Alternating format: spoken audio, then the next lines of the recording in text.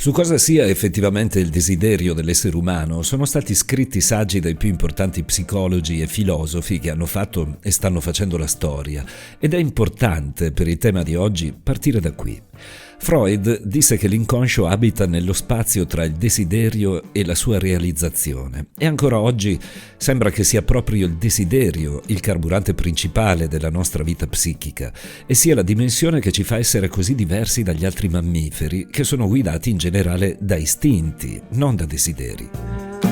Quando inizia un coinvolgimento forte per una persona che diventa oggetto di desiderio per noi, non c'è sempre reciprocità e capita spesso di imbarcarci in sentimenti potenti verso qualcuno che non prova per noi lo stesso interesse, quindi tende a sottrarsi alla relazione e questo suo sottrarsi ci fa piombare ancora di più nel pathos della mancanza e ci aggancia ulteriormente.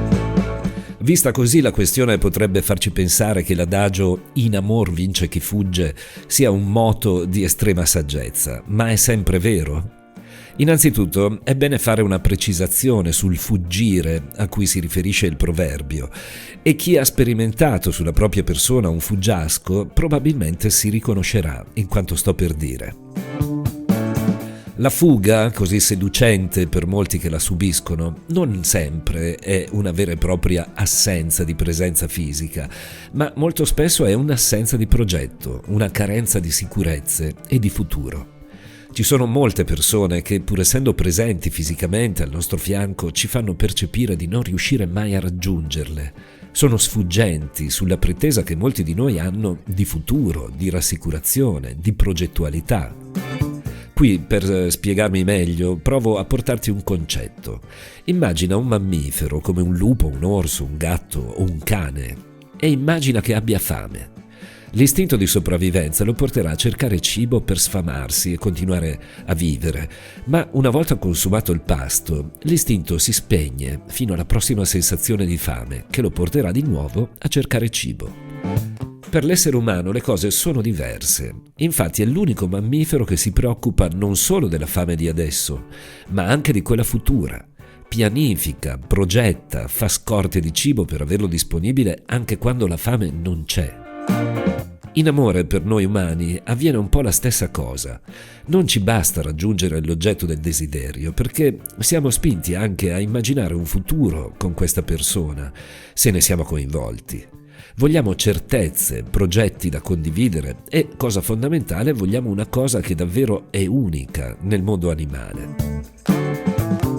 Secondo lo psicologo Jacques Lacan, ritornato meravigliosamente alla ribalta grazie all'immenso lavoro di Massimo Recalcati, il nostro desiderio non è mai in realtà indirizzato alla sola presenza fisica di una persona, ma è una pretesa che quella persona provi per noi lo stesso desiderio. In pratica ci innamoriamo del desiderio dell'altro, desideriamo che ci desideri a sua volta.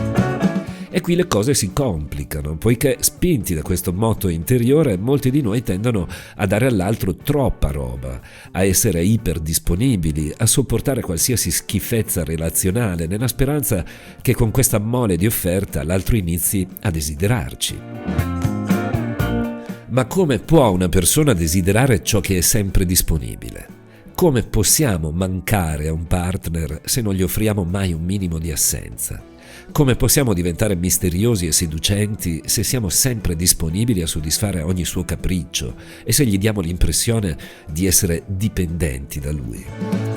L'errore di fondo che fanno molte persone innamorate di un partner sfuggente è proprio questo: offrire all'altro esattamente ciò che loro stesse vorrebbero ricevere, senza capire che quando offriamo tutto, spegniamo il desiderio.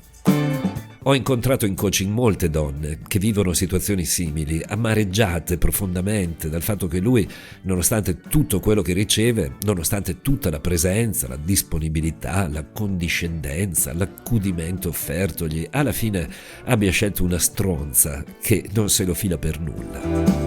Se ha ragione Lacan, e a quanto pare ha ragione, nel dire che il nostro desiderio si innesca sulla condizione che l'altro ci desideri a sua volta, dovremmo offrirgli, non sottrargli, la possibilità di desiderarci. Tuttavia, una volta capito e fatto proprio questo concetto, ecco una seconda difficoltà, la dosatura, la calibrazione, ovvero quanto farci desiderare dall'altro. Qual è l'equilibrio ottimale?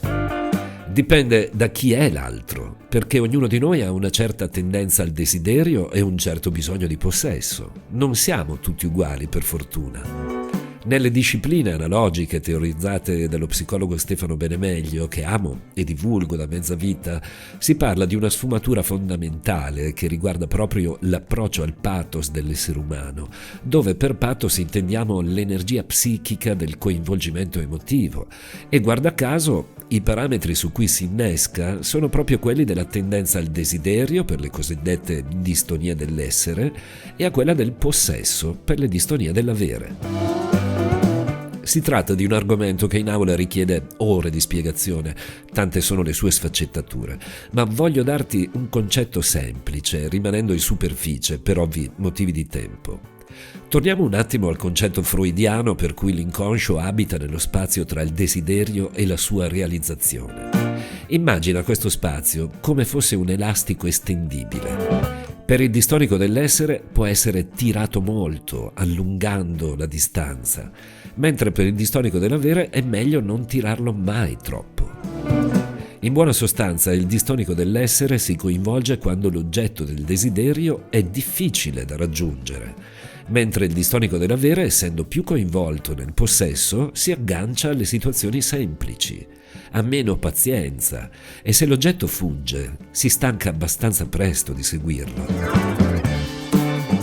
Tornando a quelle donne a cui ho accennato prima, quando alcune di loro mi hanno seguito e hanno iniziato a sottrarsi un po' alla relazione, a dare meno disponibilità al partner, a non rispondere più immediatamente ai suoi messaggi e si sono fatte desiderare un po', secondo una calibratura ottimale, hanno visto il partner stesso cambiare atteggiamento e avvicinarsi di sua spontanea volontà. Se sei una persona che offre troppo, nella speranza che il partner si avvicini, ricordati di un adagio che ci arriva da Jean-Jacques Rousseau, chiaramente distonico dell'essere.